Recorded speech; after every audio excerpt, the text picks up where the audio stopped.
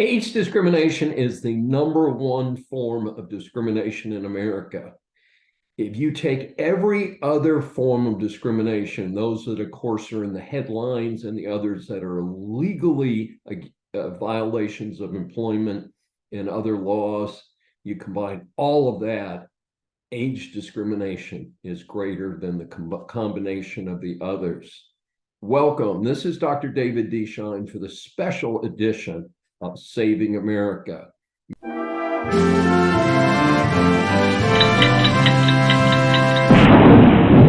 Many of you know I have no use for the slopstream media, as I call them, but this is also a caution flag to the conservative media, to the pollsters, and to anyone else who keeps saying Joe Biden is just too old to be president. You know what, folks? Joe Biden is suffering from dementia. That's a medical condition. I know many people who were in their 90s, some in their late 90s, who were quite sharp.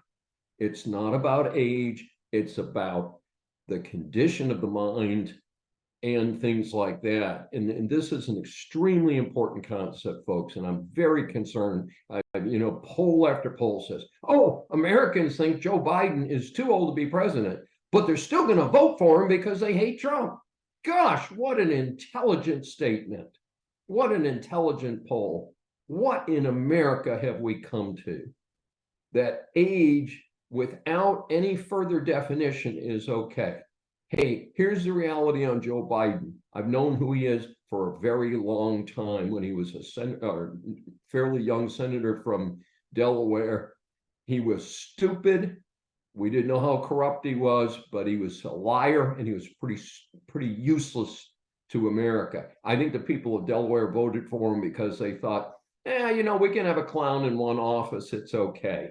And that clown, unfortunately, thought he was actually a legitimate political figure and someone who could make take care of his own business and turn himself into a millionaire, even though he's never had, from best I can tell, a legitimate position outside of government other than sucking up money from unknown sources. Yes.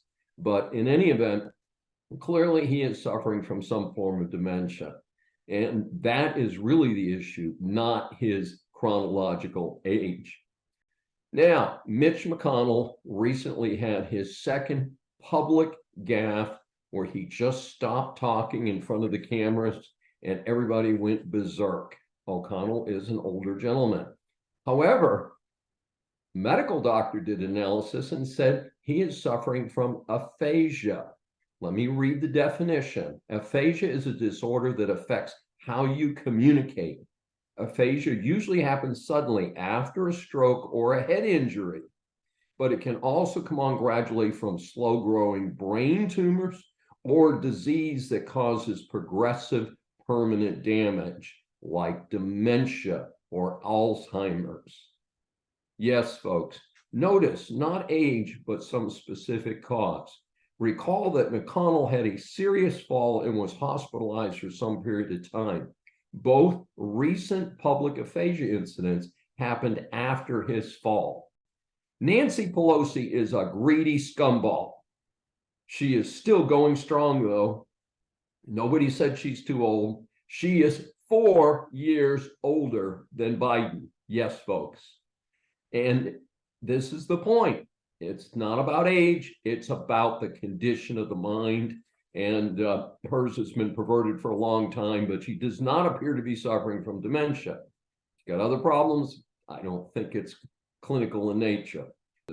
Now, what about term limits, folks? As you know, my second book is called Bad Deal for America, and it focuses on the failures of the bureaucratic state and these folks that go to Washington, some of them pretty good folks, some of them not so good, but whatever it is, they become swamp creatures and they stop serving the American public.